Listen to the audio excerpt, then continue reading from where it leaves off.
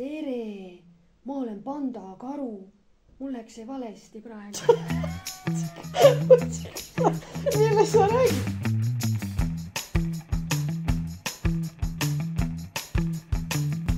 Tere! Meie eluprojekt on jutupliiatsi silmapaistev mõistus ja talplikkus esimene. Juhendajaid on meil 4. Kaire Kollom, Kerstin Kööp, Hedi Reinsalu ja Elina Heinmäe. Meie eluprojekti jutupliiatsil on silmapaistev mõistus ja taiplikkus eesmärgiks on arendada koostöös ettevõttega Geniuso Dada tark jutupliiats eestikeelseks, luua õppematerjalid, et neid lasteaedades ja algkoolis kasutada eesti keele õppimisel ning tutvustada Dada raamatuid ja jutupliiatsit laiemalt. Grupis on meid kokku 18, mis on omakorda jaotatud 3.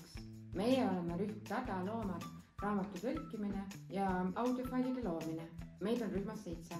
Rühma juht ja humorist Kairit, särtsakas Brett, tõlkija Elli, matemaatik Julia, kuuletaja Kadri, planeerija Kaisu ja muidugi häälemeister Merit.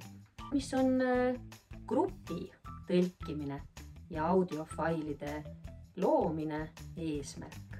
Inglisekeelsed failid tõlkida eestikeelseteks ja need eestikeelsed otsetõlkefailid korrigeerida ja viia siis korrektsesse eesti keelde ning osad tekstid panna riimidesse ehk siis teha luuletused ning viimaks kõik nii-öelda sisse lugeda, teha audiofailideks.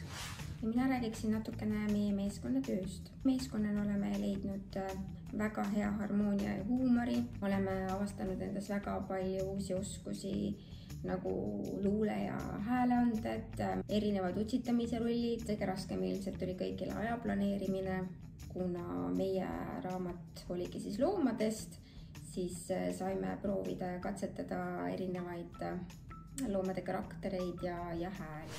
Aseta jutupliiats ämblikule ja laula kaasa.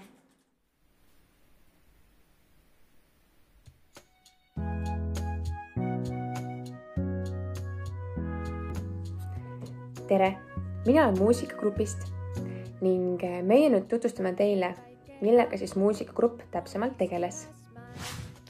Meie ülesandeks muusikagrupina jäi siis Dada juturaamatus olevad laulud tõlkida eestikeelseks.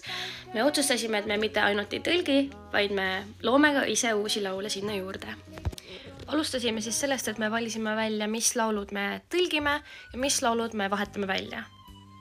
Mäletan seda, kuidas see protsess läks käima, et võeti kaasa vanu laulikuid ja me lappasime neid ja otsisime viise, mille peale siis hakata looma uusi sõnu. Üles see kogu protsess oli nii naljakas. Lõpuks meil oli seal ise tehtud stuudio kuskil, üritasime tekiga siis seda taustamüra summutada ja meil oli kinni teibitud mikrofon, sellepärast et kruvid kadusid kuhugil ära ja mikrofon ei seisnud püsti ja see oli kihvt.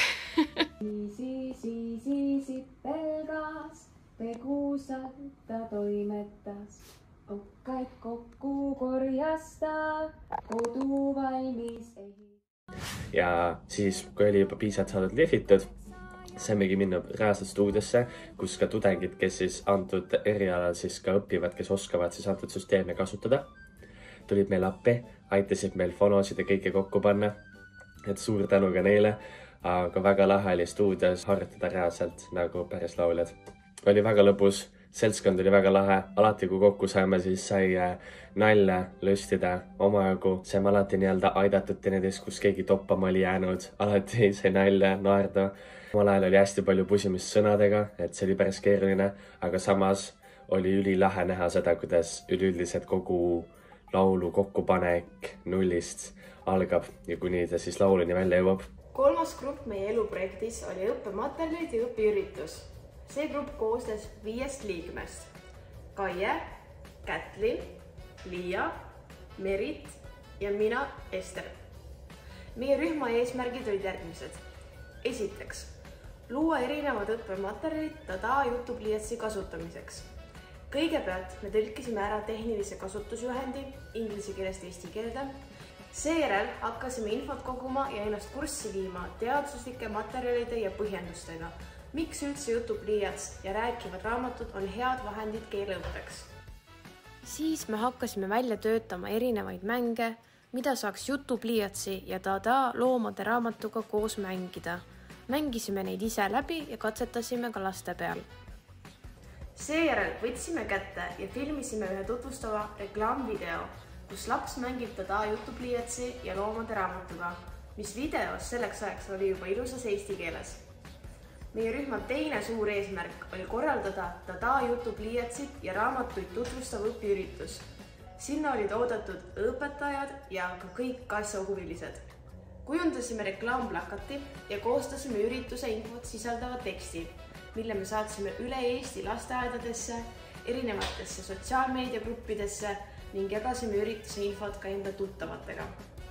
29. novembril toimuski Tallinna Ülikoolis Tada jutupliiatsid ja raamatuid tutvustav õpiüritus, kuhu tuli kohale 18 osalejat, kellest enamik olid lasteaiaõpetajad ning mõni ka õppeala juhataja. Üritus oli väga sisukas.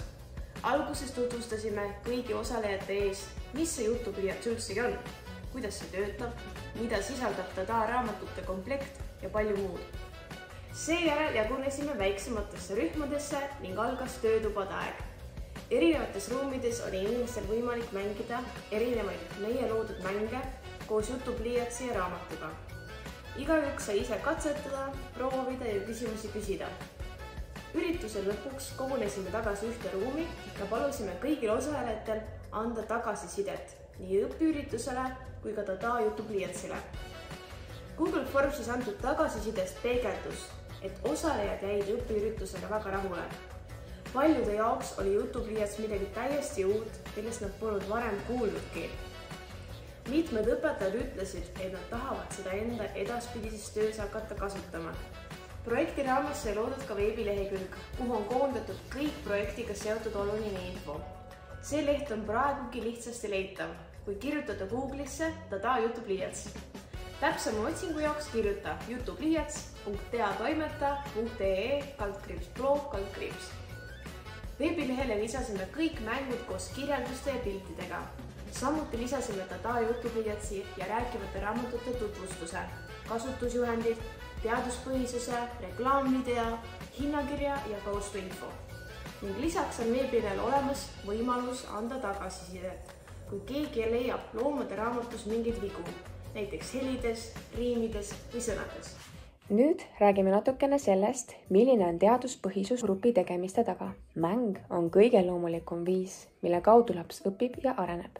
Lastele keelt õpetades on oluline tähelepanu pöörata, et keeleõppe oleks mänguline ja laste jaoks põnev ning kordamine ja rutiinsed tegevused, sest see pakub lastele rõõmu ning motiveerib neid.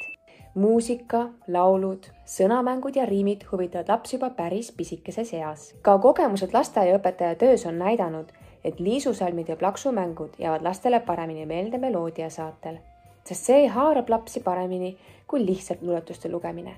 Keeleõppes on oluline keele kuulamine ja omandamine tegevuste kaudu, mida toetab õpikeskkond. Tada juturaamatu puhul laul pluss pliiats pluss pildid. Okei, ulu. Ütle uhu endale. Ei olnud vaja.